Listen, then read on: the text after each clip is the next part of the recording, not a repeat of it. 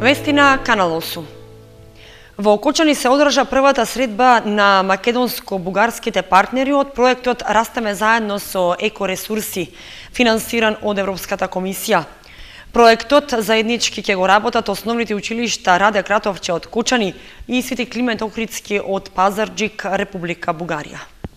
Учениците од основните училишта Раде Кратовче од Кочани и Свети Климент Охридски од Пазарџик, Република Бугарија, ќе бидат опфатени со проект преку кој ќе се запознаваат со начините за искористување на обновливите извори на енергија, енергетската ефикасност, заштитата на животната средина и нивното значење. Проектот е финансиран со средства од европските фондови, наменети за програмата Erasmus+, односно за проекти од областа на образованието, обуката и тренингот на младите. До септември 2017 година, учениците од двете партнерски општини, заедно со невладините, Центар за економски развој од Пазарџик и локална акциона група од Кочани, ќе бидат вклучени во обуката што ќе се спроведува под називот Растеме заедно со екоресурси.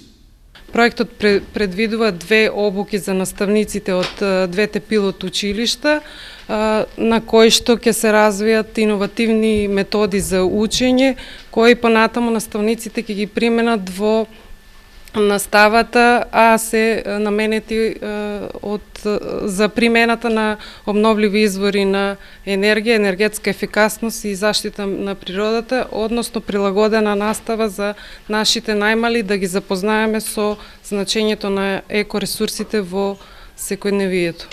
Реализацијата на овој проект е продолжение на претходната соработка меѓу општините Кочани и Пазарџик, што беше воспоставена со проект насочен кон искористувањето на геотермалната енергија и специфичностите на тоа поле во двете држави.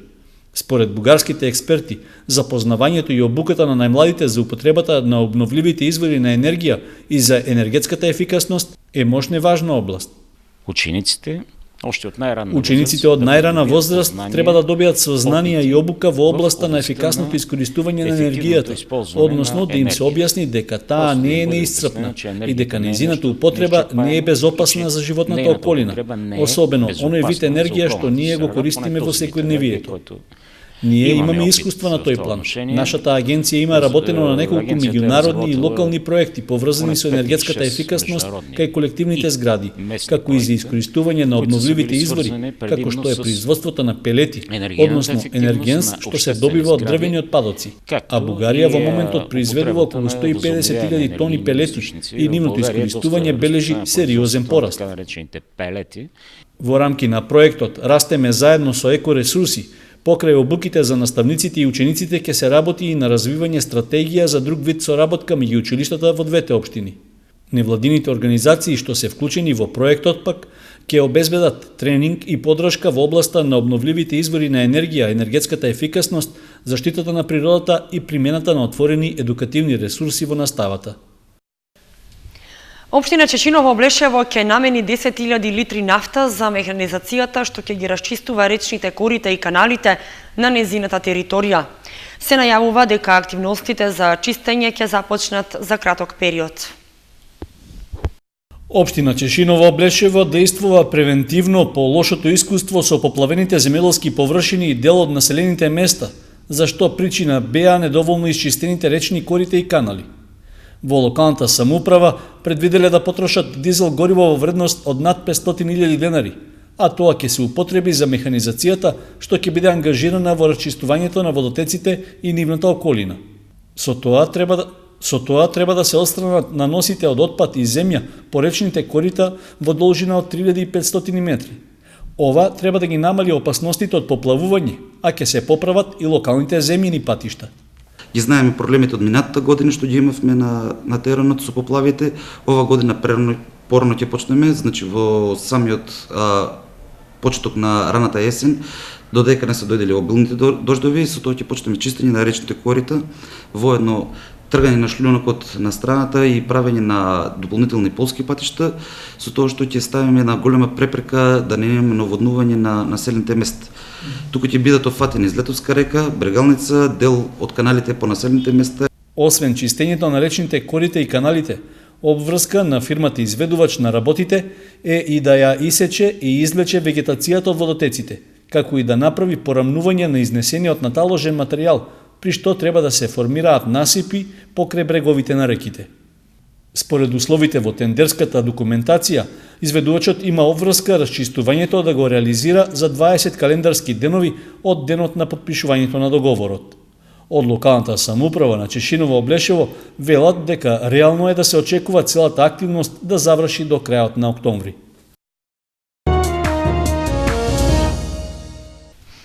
Комуналното јавно предпријатие Водовод го објави огласот за издавање на просторот на кој годинава ќе се одржи традиционалниот кочански панаѓур. Лицитацијата ќе се одржи идниот вторник, а заинтересираните за почеток ќе треба да платат најмалку 10.500 евра. 650.000 денари е почетната цена на лицитацијата за отстапување на правото за организирање на традиционалниот кочански панаѓур. Комуналното јавно предпријатие Водовод го објави огласот со кој ги поканува сите заинтересирани правни субјекти да се пријават за учество на наддавањето што ќе се одржи на 6 октомври. Субјектот што ќе понуди највисока цена ќе се стекне со право да го издава просторот на локацијата на улицата Скопска. Според условите во огласот, учесниците не треба да имаат никакви финансиски обврски кон Водовод и претходно да уплатат 10% од почетната цена. Минималниот праг на наддавањето изнесува 5.000 денари. На излицитираната сума пак, закупецот ќе има обврска да плати ДДВ, како и уште 50.000 денари на име депозит за потрошена електрична енергија. Двете суми се уплаќаат на денот на лицитацијата или најдосна наредниот ден.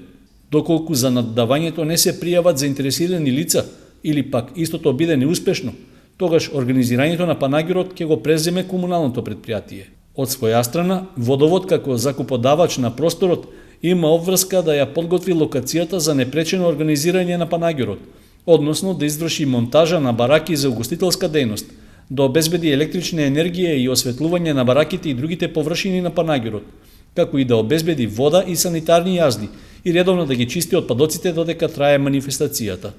Според најавите, годинава традиционалниот кочански панаѓур ќе се одржи од 21 до 25 октомври. Скалите кои го поврзуваат долниот и горниот кат на трговскиот центар се во катастрофална состојба. Искршени се до степен што веќе сосема го изгубиле ликот на скали. Граѓаните на Кочани, поминувајќи по нив, се изложуваат на голем ризик дека ќе добијат скрашеници или сериозни повреди на нозата. Оние кои живеат таму се пожалиле во локалната самоуправа, но досега не е направено ништо за решавање на проблемот. Строгиот центар на градот изгледа катастрофално. Скалите кои водат од долниот до горниот кат на Траговскиот со години се во очајна состојба. Симнувајќи или качувајќи се по нив, граѓаните буквално ризикуваат скрашеница или друг вид повреда, посебно ако времето е дождливо или ако е во текот на вечерите часови, бидејќи токму ова место не е ниту осветлено и не се гледа кои делови од скалите воопшто и ги нема. И не само овие скали, и оние лоцирани кај бурекчилницата Боби се исто најчесто користени, а се во уште покатастрофална состојба од претходно споменатите. И не само граѓаните на Кочани ги користат скалите во трговскиот центар.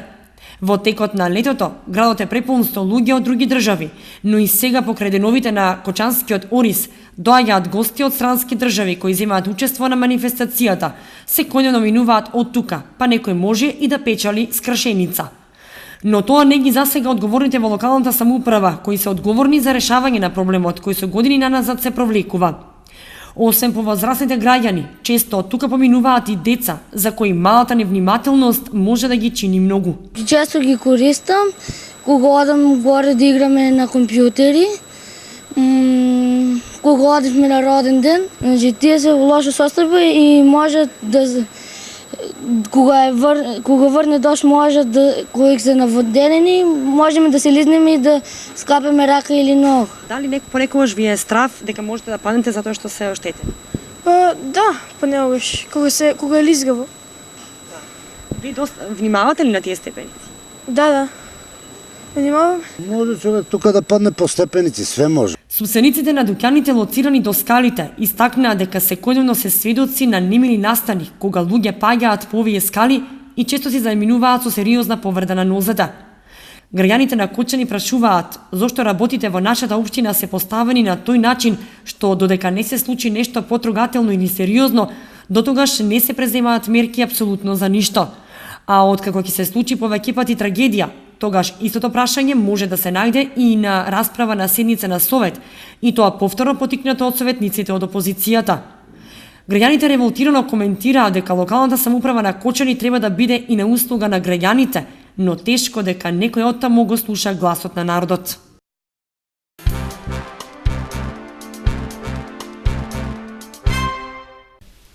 Во фоајето на Центарот за култура Бели Мугри отворена изложба на дела од ликовната колонија Свети Пантелеймон 2012-2015 година. Изложбата е дел од манифестацијата Денови на Кочанскиот Орис. Досега се одржаа 4 ликовни изложби на различни локации, од кои само првата се организираше на манастирскиот комплекс Свети Пантелеймон, по кој го носи името. На оваа четврта ликовна изложба беше направен пресек, односно се изложени дела од досега реализираните изложби. Истата е со меѓународен карактер и учествуваат идни уметници и сликари од цела Македонија па и надвор од неа. Како ментор можам да кажам дека сум презадоволна што сум избрана да бидам организатор и реализатор на оваа ликовна колонија. Се надевам искрено дека ќе продолжи и дека нема да застане со овие 4 години. Ова е еден опус избор на дела. Значи, на оваа изложба се избрани дела кои што се творени, кои што се создавани во период од 4 години. Позади мене е изложба која што е од последната година, значи дела од последната година 2015, а на горниот салон, односно салон 2 се изложени дела од останатите години. Сум ученик од првата генерација на професорката Александра Димитрова. Со големо срце и посакувам многу успеси, уште многу генерации кои ќе станат такви познати, уметници и се најдобро понатом. Изложбата е дел од манифестацијата Денови на Кочанскиот Орис, што е во организација на општина Кочани. Можеме да кажеме како општина дека сме задоволни од она што го сработија младите учесници. Ликовната колонија, меѓу другото, го носи и називот меѓународна, бидејќи во 2 години имавме и учесници од странство, од нашите збратимени општини. Значи, во наредните години ќе се трудиме секако оваа ликовна колонија да продолжи со интенција за зголемување на квалитетот, за зголемување на нивото на истата. Инаку, благодарение на овие ликовни колонии, младите уметници оставија за општина Кочани квалитетни дела, со кои што можеме да се гордееме како општина. Секоја година учествуваат по околу 10 ученици, меѓу кои најдобрите учествуваат повеќе пати. Дел од овие уметнички дела заминуваат во странство, односно општината ги подарува на нивни соработници и пријатели, а дел остануваат во локалната самоуправа како сувенири или богатство кое треба да се зачува. Инаку, за изложбата издаден е и каталог во кој што е вметнато се што е направено во изминативе години. Поетско читање како дел од националната програма Црвен крст во акција промоција на хумани вредности се одржа во мултикултурниот центар во Кочани во организација на Општинската организација на Црвениот крст од Кочани. Младинците испраќаа пораки за разновидноста на културите и за културата на диалог како основен предуслов за градење на интеркултурно општество. Имајќи ја предвид стратегијата 2020 на Црвениот крст на Република Македонија, во која третата стратешка цел е унапредување на социјалната вклученост и култура на ненасилство и мир, од пред 4 години е воведена нова недела во традиционалниот календар на активности, недела на промоција на хумани вредности, која се организира од 21 до 27 септември. Во рамките на одбележување на оваа програма, младите од Црвениот крст на Кочани организираа поетско читање, преку кое се потикнуваат да бидат активни и да изработуваат мали проекти за добробит на заедницата. Оваа година во рамки на одбележувањето на ПХВ неделата ќе се организираат поетски читања. Младите ќе имат можност да истражуваат кои поети твореле во нивните градови и истото да го презентираат пред публиката. Настаните во целата држава ќе се одржат во период од 21 до 27 септември во секој град каде има канцеларија на Црвениот крст. Преку поезијата, младинците ќе испратат порака за разновидноста на културите и толеранцијата, диалог и соработка, взаемна доверба и разбирање кои се меѓу најдобрите граници за мирот и соживотот, а ние како представници на Црвениот крст имаме одговорност да действуваме. Црвен крст во акција промоција на хумани вредности е самостоен проект што функционира во рамките на редовните активности на Црвениот крст на Република Македонија. Подржан е од Меѓународниот комитет на Црвениот крст, Бирото за развој на образованието на Република Македонија и Црвениот крст на Република Македонија, создаден врз основа на локалните обичаи, културни норми и вредности. 1200 млади луѓе и потенцијални волонтери годишно ја поминуваат основната обука на територијата на цела Македонија во 34 општински организации на Црвениот крст. Секоја година, покрај обуката за дисеминација, 1200 младинци од цела Македонија на возраст од 13 до 17 години добиваат и обука како да изработуваат мали проекти за добробит на своите заедници.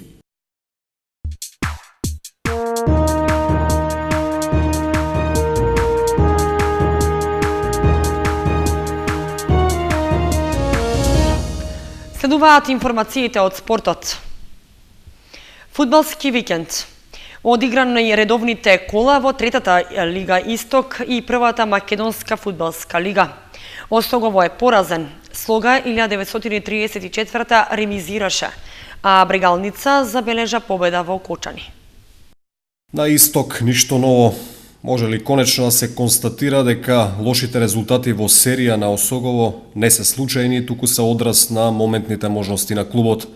Оправдувањето, лош ден или недоволна воиграност на екипата можеа да важат минатото, предминатото или колото предходно, но поразот на жолтосините на гостувањето во Радовиш разочарува, депримира и обесхрабрува. Плачковица Осогово 2:1. Иако Кочанскиот третолигаш го отвори резултатот на овој надпревар со голот на Аксентиев, на крајот не успеа да извлече ниту бот од оваа средба.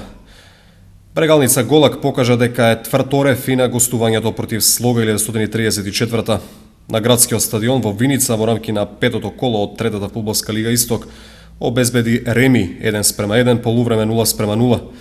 Според таборот на виничкиот третолигаш, иако во текот на целиот надпревар доминирала домашната екипа, која пропуштила неколку 100% шанси за победа, сепак Слога немала спортска среќа на овој надпревар. Стрелец на единствениот гол беше Љубе Коцевски.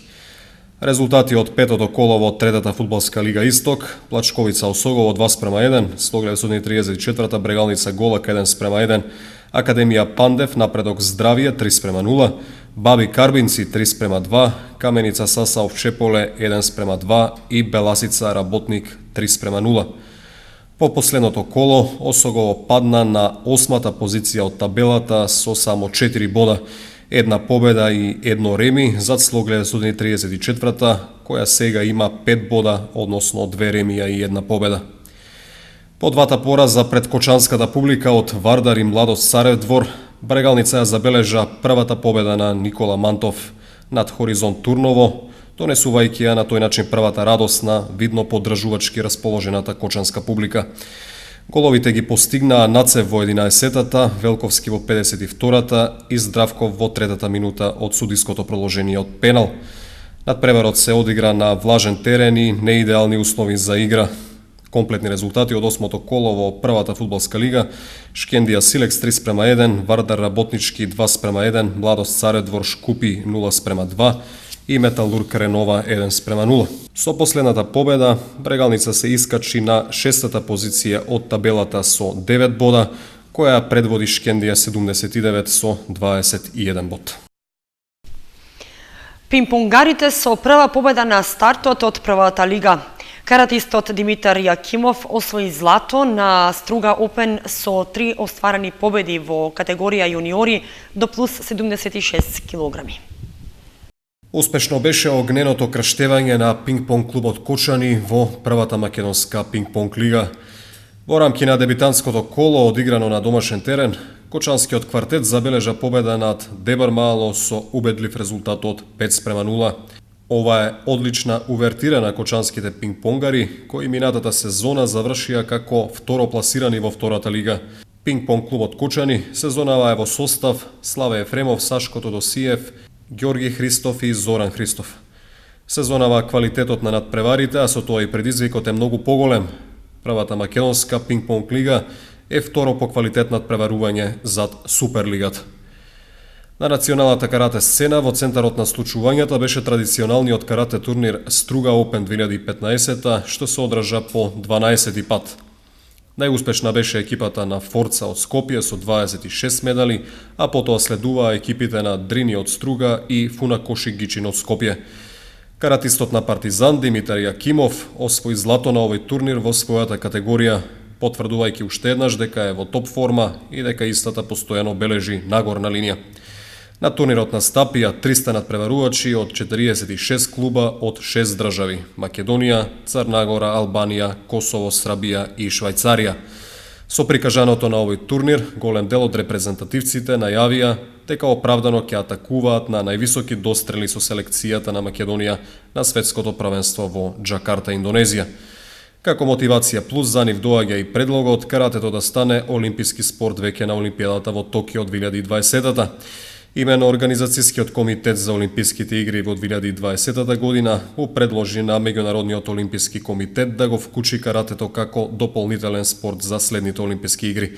Предлогот вклучува поединечни категории во кати, машки и женски и поединечни категории во кумите, 3 машки и 3 женски категории.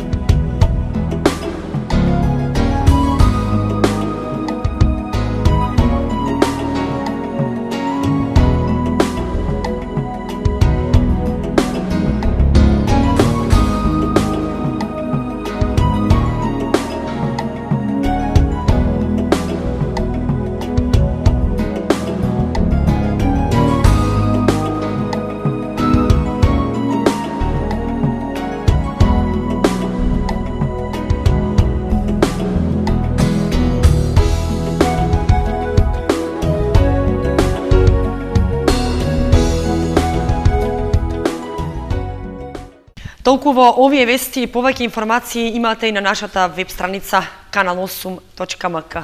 Довидување.